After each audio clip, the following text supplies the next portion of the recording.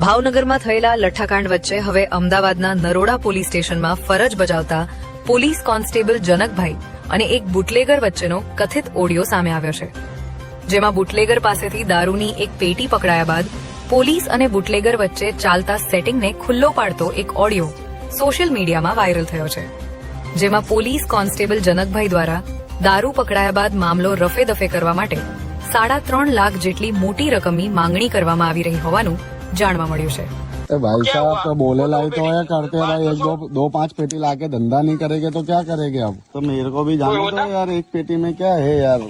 जो भी हो हिसाब को अभी अच्छा ऐसा करना है, पहले बार मिले हो तुम, वो तो बहुत बोल रहा है क्या तक करवा दो, पर मैं बात करता हूँ इन तक हो तो बात करते बोलता हूँ तो रुक जा, ज्यादा नहीं कर सकता मैं। પોલીસ અને બુટલેગર વચ્ચેની વાતચીતનો આ ઓડિયો વાયરલ થતા